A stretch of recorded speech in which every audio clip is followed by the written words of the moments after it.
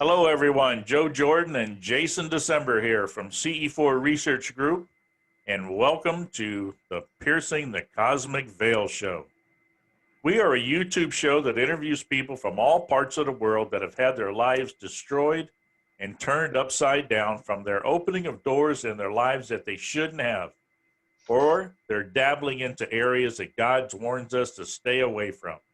Areas such as divination, channeling, alternative healing practices such as Reiki, mind altering drugs, the occult, the paranormal, New Age and metaphysical practices, or even the UFO alien abduction phenomenon. Areas of study that have led them away from the one true God. But we also show how they have become free from the horrors of their experiences through a personal relationship with Jesus Christ. Today, we want to welcome Lee Arn to share her personal, powerful testimony of her walk with the dark side and her coming out of it through a personal relationship with that Jesus Christ. So, welcome, Jason, and welcome, Lee. By telling us a little bit personal about yourself, who you are, where you're from, a little bit about your family, your work, your background, before we get into how all this started and where your journey took you. Yeah, hi Joseph, thank you. My name's Lee. I live in Victoria, Australia. Lived here my whole life. I'm in my early 50s. I'm married to Mick Harrison and I have two children who are just adults now. My qualifications include Associate Diploma of Health Science and Diploma of Counselling. I was working as a bereavement counsellor and mental health and trauma. I've also done extensive studies on demonology, spiritual warfare, and deliverance as well. And I run my own website, which is newtochrist.com.au, where I work as a counsellor working with people who are coming out of New Age and occult or anything that's to do with paranormal, supernatural phenomena, which include all various types of things. And the concept is to be a bridge for the people who are a bit lost, who don't have hope, they don't know who to turn to or where to go. So that's basically what I've been doing for the past couple of years. A little bit more about myself. My background, my heritage, if you like, is my grandparents were born in Ukraine and they met during the war. They had my father, who was the eldest of five, and he was born in Germany when they fled the war. And then they came to Australia. My grandfather had some very traumatic experiences in the war. And that's obviously where I said he met my grandmother. And, you know, they settled in Australia and began their home life. There was, looking back in the genealogy, a lot of doors, spiritual doors that had been opened. And I can see there's trauma coming down the line. And my father also had a lot of trauma from his dad, who is my grandfather that was in the war. And I also grew up with my father, who was an alcoholic and who was always abusing his family, so my mother and my brother. So that caused a lot of grief for us, and it also opened those spiritual doorways. And I think it's interesting that you can actually see people who do have ET or alien abduction phenomena. Quite often, if you're looking into the history, you can see that the spiritual doorways have been opened somewhere. And also, there's always trauma.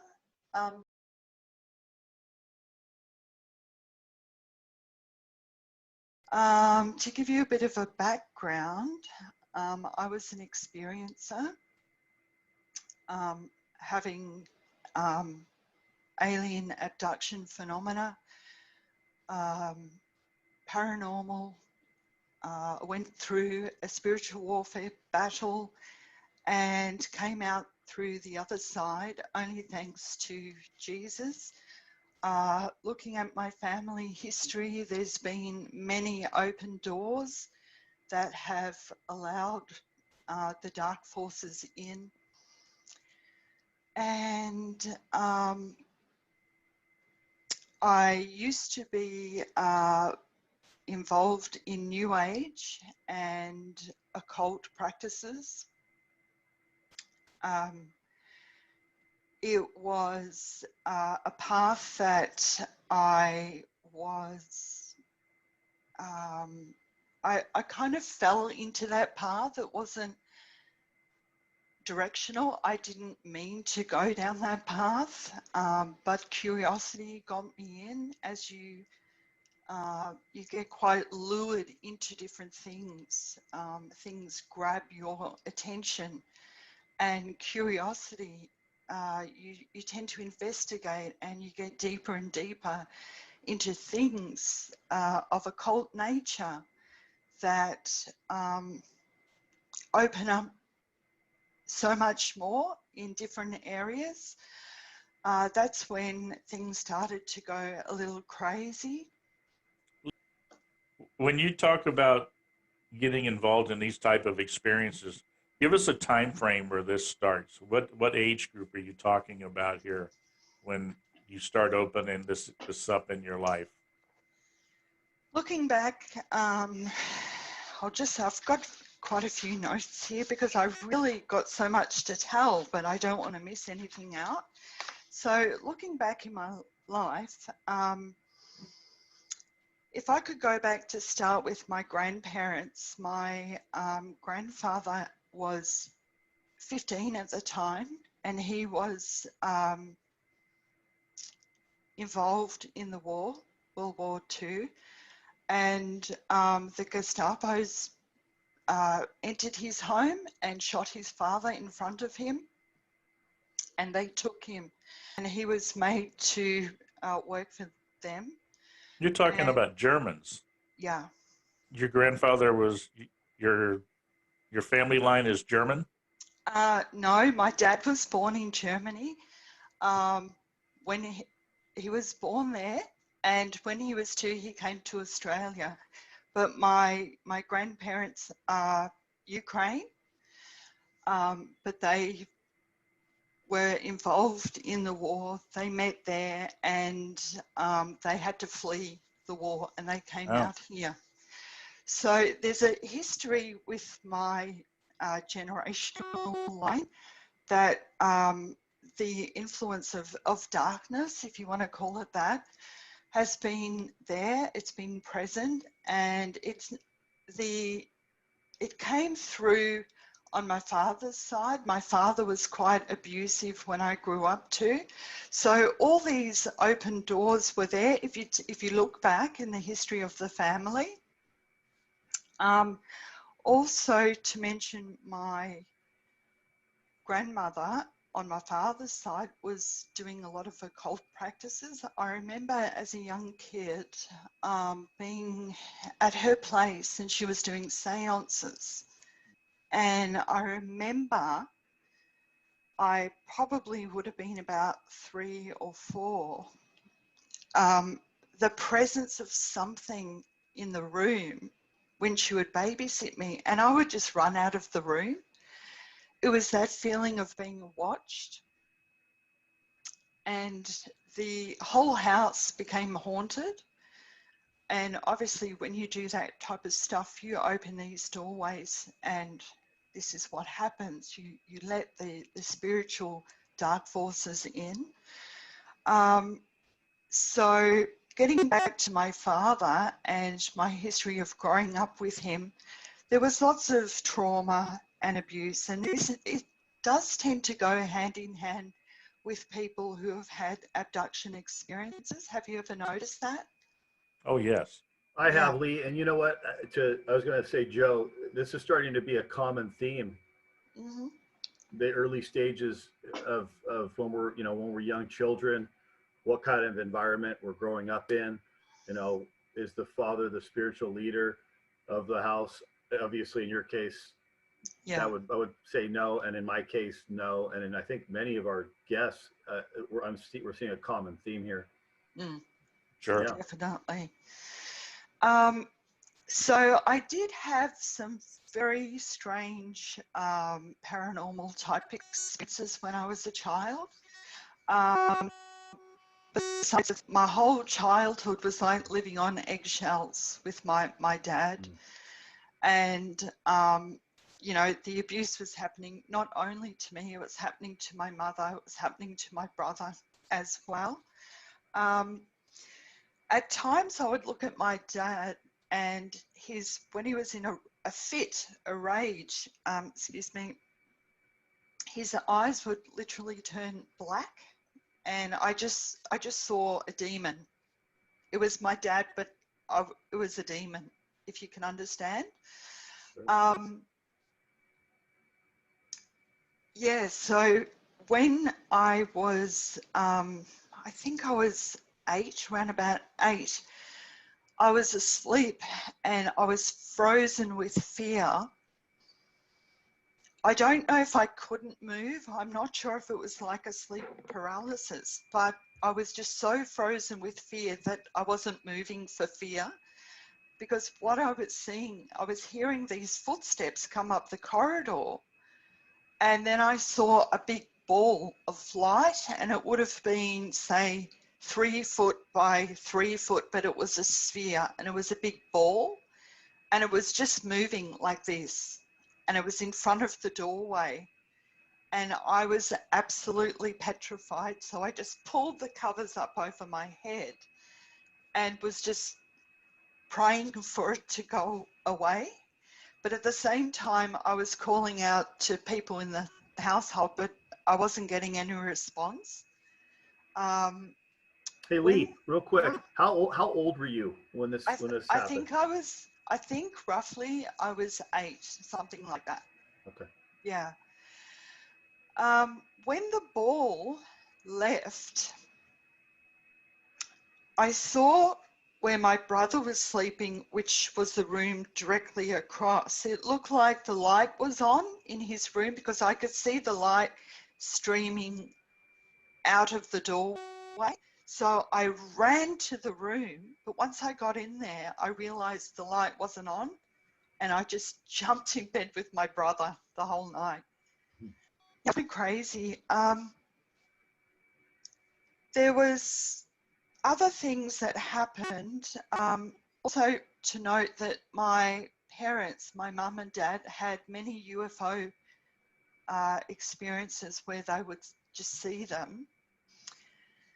But they had this one encounter that was super strange, which I'll tell you about. He had greyhounds, and he used to raise them and do breeding and all that type of thing.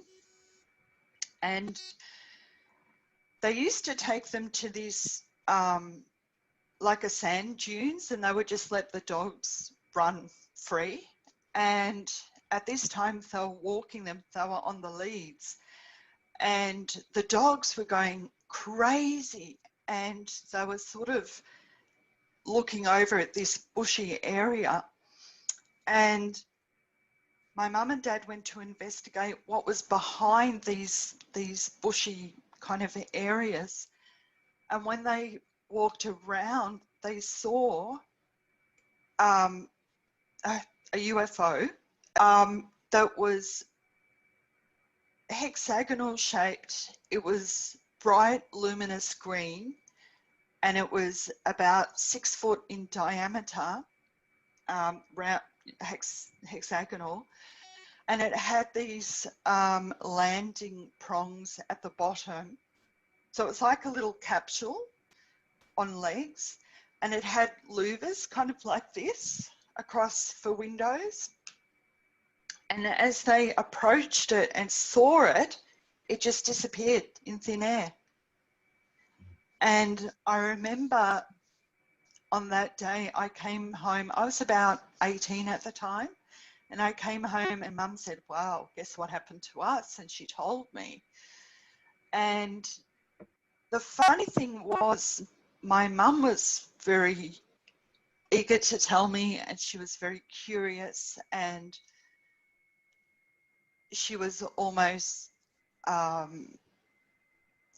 can I say, excited about this, what happened.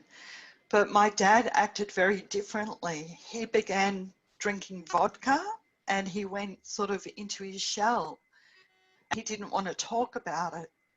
So for the same experience, there were two different Reactions. ways. Yeah, which is very, and you know, my dad's passed away now, but he never wanted to speak about that. And I often think there could have been a lot more happening that I just didn't know about. So, What year are we talking about, possibly? oh gosh, say in the 80s. 80s? Yeah. Something I was thinking about there when you gave the description. Ponder this one, Jason. The description is kind of low tech, wouldn't you say? Yeah. You know what I'm saying? Yeah, I do. I mean, when you read a lot of the information on, ufology and the sightings that are reported over the years, you see descriptions change over the years. The higher the technology goes, the more advanced the crafts seem to be. You look at some of the reports that come back in the 50s and 60s. I mean, they're almost Flash Gordon style, Yeah. compared to what we're dealing with today, like the reports from the Nimitz, where they're talking about this tic tac. That's totally something so advanced we can't even comprehend hardly. That's a good Just point. very interesting to to recognize things like that. But good catch there about the different reactions between your parents, though. That's something that we do see in reports where we interview people that you see, even though they might be together, that the reactions are different. Yeah, I have seen that before too. So moving on to my first real big experience was when I was about 12, and what happened was every year there's a big festival that's in the township, and from our backyard we could go out there and watch the fireworks, and we can get a pretty good private show if you like. So what happened, we went out there in this one evening and we were waiting for the fireworks, and we saw it was a you know the highlighter pen, it's like an orange color, it's a fluoro highlighter pen.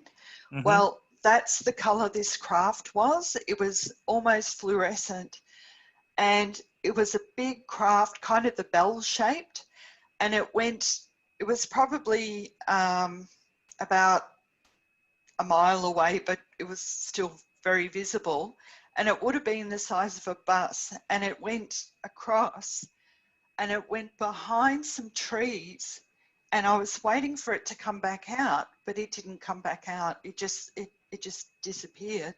But we got a good watch for probably a good solid 5 minutes. It was just very slow, hovering, probably say 10 to 12 feet above the ground. It was a weird thing though. There was that distortion of time, and my mother said to my brother, quickly run back and get the camera. So he went to get the camera inside the house, but it seemed to take ages for him to return. And we were just waiting and watching, and he came back out with the camera, but it just didn't reappear. So we all went back in, but we were in this type of a daze, and we never saw the fireworks that night. So years later, because of all this stuff that was going on, I was always curious about UFOs and aliens, and I used to start reading books and buying books, and I would look at Bigfoot, everything. And I read lots of information. So just by reading that, I was kind of opening that door. And you attract it. When you start to look into phenomena of that nature, you then begin to attract that. So that was kind of the beginning for me. And hey, Lee, real quick, just sorry to interrupt, but no, back to that first sighting when you were 12. Do you remember hearing any sound? Was it close enough to where you don't remember hearing any sound coming from it or anything like that? No. Okay. No sound. Completely silent. Yeah. So I always had that experience in the back of my mind, and as more abduction type things were happening, where I would get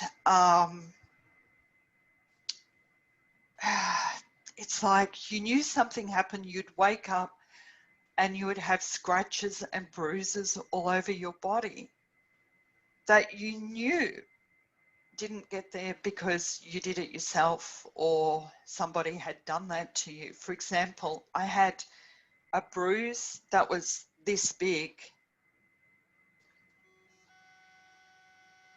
vagina, and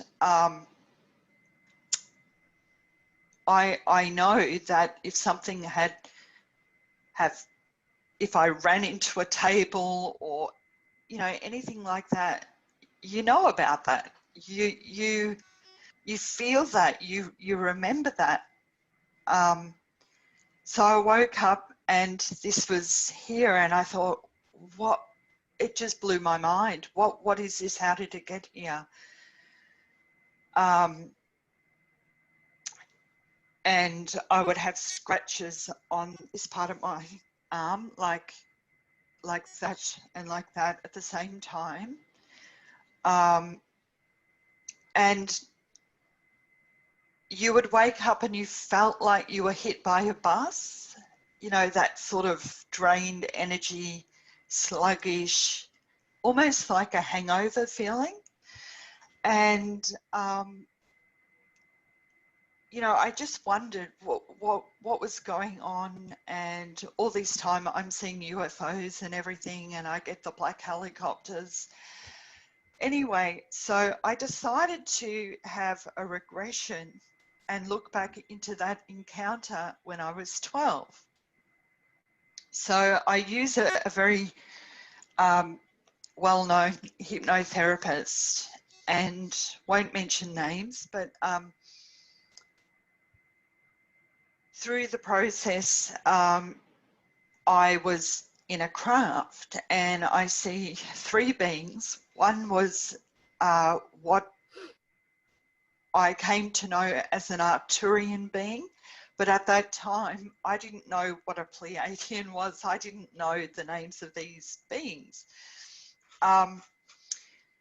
It was a being, he had kind of blue skin, he had a big bulbous head sort of at the back, going back. The big eyes, and he had a big dark purple grape colour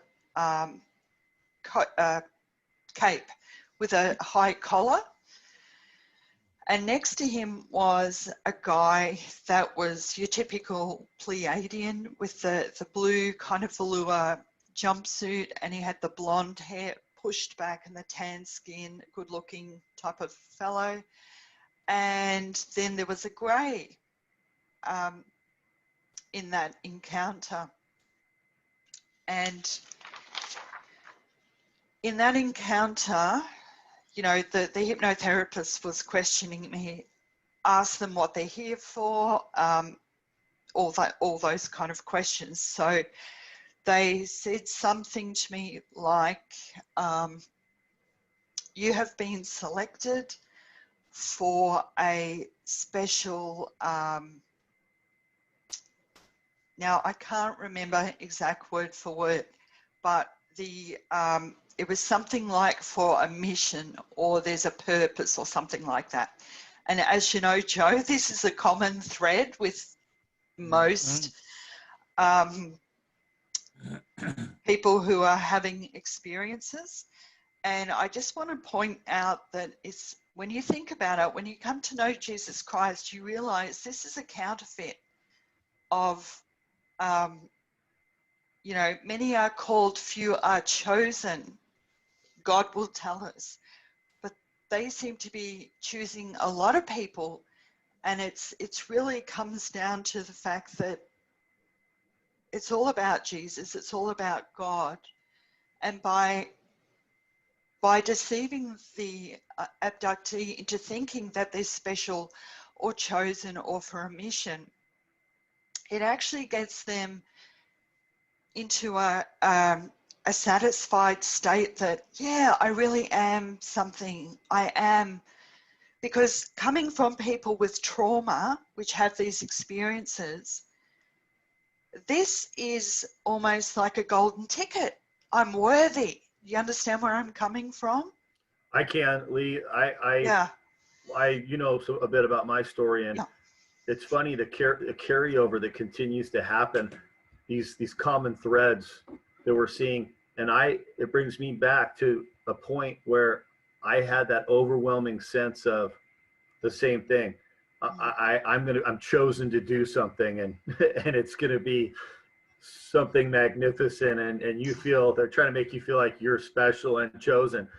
Yeah. Really interesting that we're seeing these common threads over and over again. So, You know, and that's the same common thread you see amongst cults. yeah. Yes. They work the same way. Mm. The mind control that you're talking about here is very similar. Yeah, absolutely. I want to ask you a question Sure. right around before we move past this time period here. Mm. Because of these experiences, you decided to seek out, you said, somebody to find out more about what was happening to you. Yeah. Why wouldn't you go to your normal medical practitioner and ask what was happening to you? Because you're, okay, being a counsellor myself, I can give you a bit of a background into mainstream counselling, psychotherapy, even general practitioners. They do not understand the nature of a spiritual problem. And even back then, I thought, if I go to a doctor, they will think I'm nuts and they will put me on medication. Next thing, I'll be seeing a psychiatrist, and who knows what will happen after that. I knew innately that would lead to that path, so I never did approach a doctor or anything like that, because it all sounded so absurd. So, you know what? I am telling you, not even my family know this. I have not shared with my family the depth of what I've been through. Even when I was involved in New Age, I never said anything. It's almost like this is my personal journey, that I need to find the truth. which I have now. I've got a question, and I wish I could have asked it before you came to the truth, but I can't, so I have to ask it now. Okay. In because I wanted to be covered as part of the testimony. Looking back on this now, the regression that you went through, do you feel it was a valid memory? Great question. No. Thank you. And can I share with you why? Absolutely. Okay. So coming into with my personal experience, I was an abductee or an experiencer, okay? And for the viewers that don't really understand the difference, most experiencers will say they are an experiencer because they view their experiences as positive. And if it's an abductee, they view their experiences more in the negative. It's a lot of things are more painful, traumatic experiences. However, they're all related. It's all alien, UFO, ET type experiences. I was a mainstream counsellor before I was involved in New Age and all of this type of occult stuff.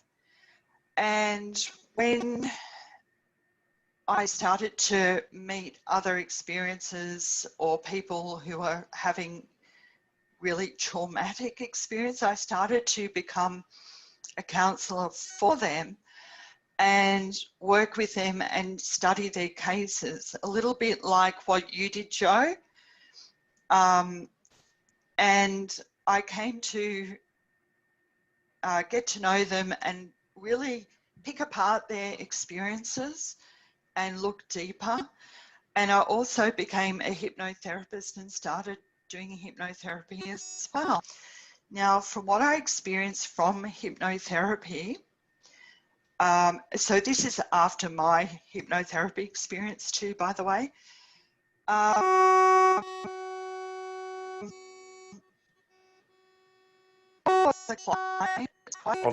Hold on. You're getting a lot of feedback.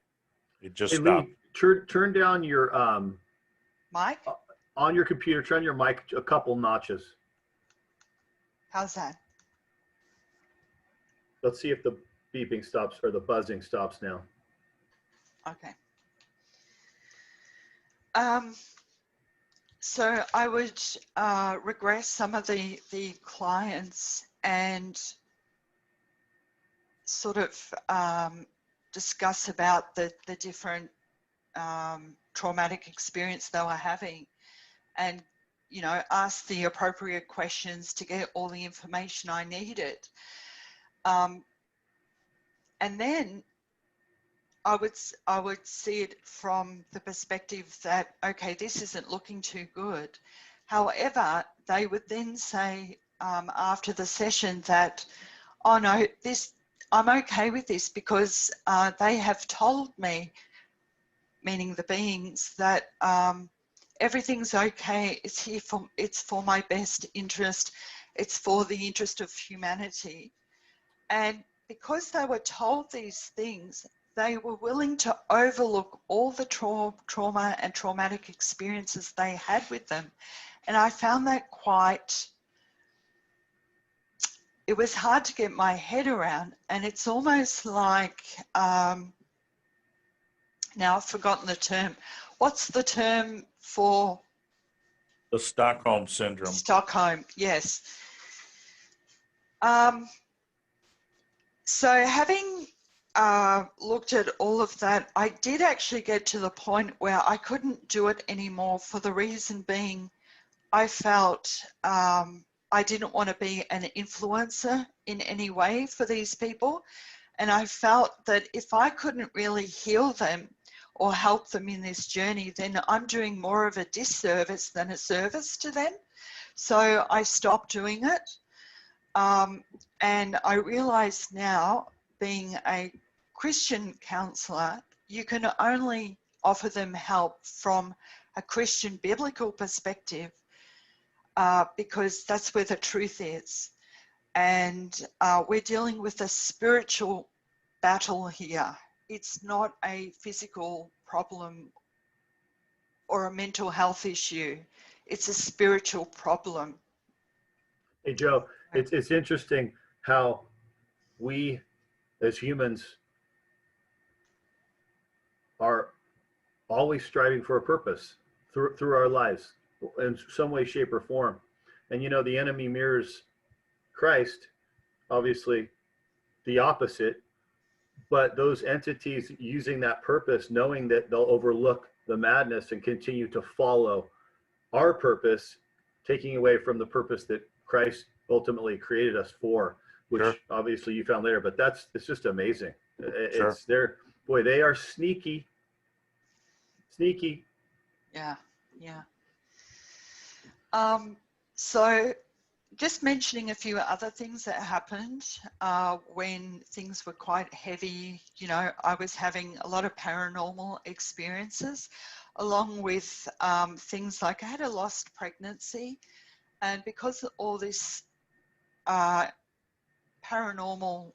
things were happening at the time, I often thought that, because what happened, I was pregnant. I did the stick test, it was pregnant. And when I had my first scan at the clinic, I think it's, don't quote me, 9 weeks or something like that, you get it done. And it was just an empty sac. And they tested me again, and I was still coming up pregnant. However, the sac was empty. I thought, I believed that my pregnancy was taken by the beings, because one of the things that made me think that way is because when I was meeting a lot of people that were having other experiences, they would often come to me as strangers and say, I have seen you on the craft. You are with the babies in the hybrid program. And at that time, I thought, whoa, this is way too much for me, and I can't go there. It was just too much for me. But when you have people say that I've seen you on the craft and they don't know you, you begin to think, you begin to buy into this deception, thinking all sorts of things. You know? I made a comment at a conference. It's recorded on my YouTube channel, because the question was asked about this hybridization program. And this was back in 2005. And I want to know what you think of this. I made the comment to the question. I said, you know, there really doesn't even need to be a hybridization program. Just the idea of a hybridization program is all it takes to get that type of control that is needed over a woman, because of the high emotional bond. the emotional bond, the maternal instinct that's involved. Yeah. And I said, that right there, this enemy knows how to work with. And just giving the idea and planting that seed of that idea is enough to control that person and to keep them hooked. And, you know, a lot of people were angry at me about that, because, you know, that's when they started to realize that I wasn't accepting the idea that this was a physical experience, or that the hybridization was actually real. And I still do not believe that there is a hybridization program. I believe it is part of this entire delusion, you know. And as you can see from the effects of what you're talking about on yourself, how powerful that effects are on a woman, you know. unless you find the truth, you are forever questioning, could this be true? Could this have really happened? Could I have a child out there? Yeah. You know? Yeah. And the Bible tells us about, all through the Bible, it talks about being in bondage in various different, experiences. And this is also another form of bondage that these so-called beings have us in. When you believe that lie, that you become part of, trapped in that bondage, trapped in that mentality, that you think you can't escape. You think, how am I going to deal with this when they can just come whenever they like and do what they like Right. to me? Sure. See, you give them power by believing that, when we actually have the power through Jesus Christ Amen. to rebuke all of that. And guess what? It all stops. It all stops and goes away. And we're going to, on the show, we're hearing so much proof of that. Sure. Yeah. Hey guys, let's take a quick breather, and we'll do a commercial break, and then we'll come back in just a short and continue on with your powerful testimony, Lee. Thank you.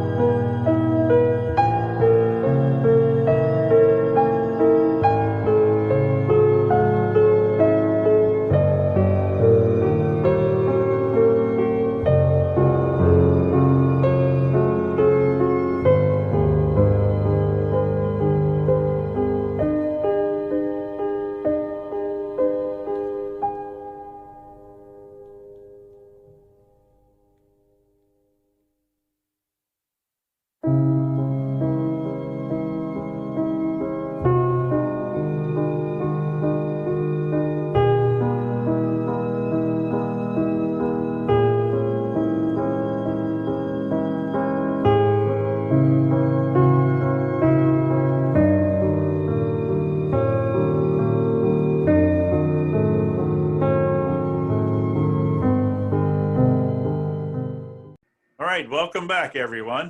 We're going to continue on with Lee's powerful testimony. Lee, let's continue. Okay, thank you. I just want to tell the viewers that I'm warming up now. I'm not quite so nervous. So we're just getting into the juicy stuff. So I was talking about the type of things that would happen, like the bruises, the scratching and everything. And I started to notice that my daughter was saying some strange things. For example, one morning she got up and she said to me, "Mum, did you take my nightie off during the night?" And I thought, no. And I went into her room and I saw her nightie on the floor, and it was rolled up in a very strange way. If you can imagine like a nightie from the bottom, completely rolled up and taken over the head and put on the ground. And I thought, she could not do that. And it was such a strange way that that happened. And I just think it's one of those paranormal things that happened. And another time she said to me, "Did you put my pajamas?" Because she went to bed with the pajamas on, and in the morning the pants were back to front, inside out. And I thought, what is going on?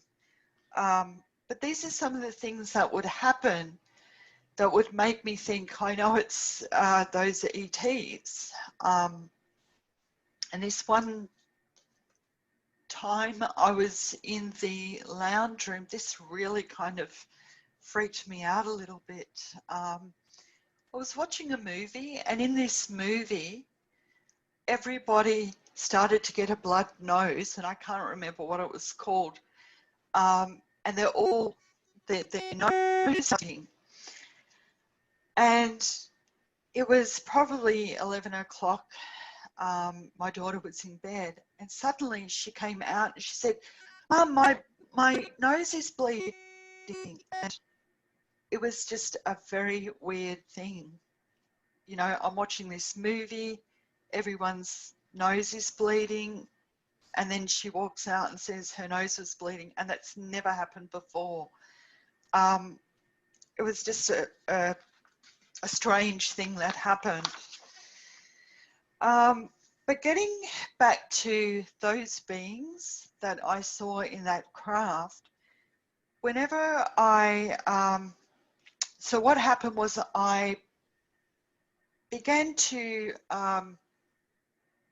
get deeper and deeper into New Age, and looking back how this happened, when computers came out, I got my first computer and I was excited, but I thought, now what do I do with this thing, you know? And I had this friend, she said, "Oh, look, you can look at all this stuff and everything." So I started to explore the computer, and I looked at everything, and I thought it was amazing how you could just have all this information at your fingertips rather than having to buy a book or, you know, so that kind of led me to explore everything. And I started to... Question.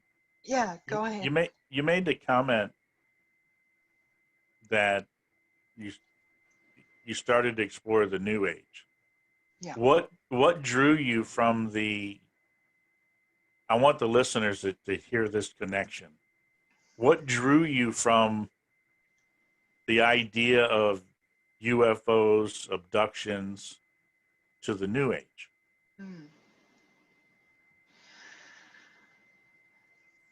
What was that connection? Yeah. Did it have something to do with you searching for answers to what you had already experienced? So that took you down more avenues to figure it out? I think what I found was when I was looking at people talking about experiences and things, I noticed these people were doing things like meditation and things like that, and how it's good for your mind and it's good for your anxiety to calm you and everything. So meditation was the first thing I ever did. So I tried meditation, and I tried, I actually learned about, you can do this protection, you know how you do like a bubble and you fill it with light, and that's your protection bubble. Have you ever heard of that? Sure. Yeah. I Well, spent my time dealing with all of the New Age stuff. yeah. I'm just wondering what was the connection, you know, if you remember what it was.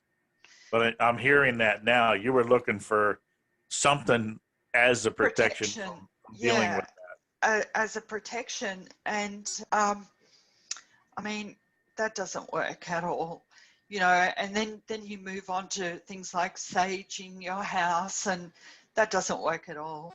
You know, you've heard of salt round the doorways, and that's just garbage. It does not work because, as we know, the only thing that does work for protection is the authority of Jesus Christ and walking with the Lord. Then you have the authority to use his power to rebuke all of these.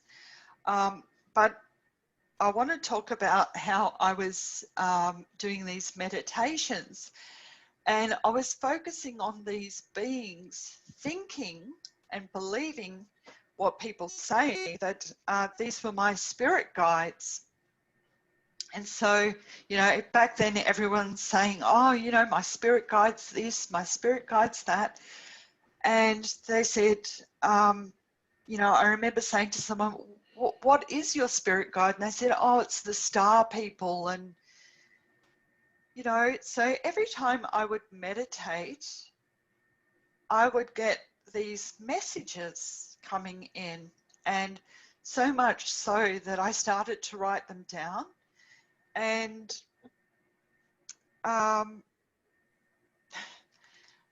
it became so strong that it was almost like, I can't wait to see what they're going to tell me this week. Or I would go to them with a question and then I would get a response. And when I look back at that, how ridiculous, but it's so similar to... I was just going to ask you that question. Was there any information that was worth anything?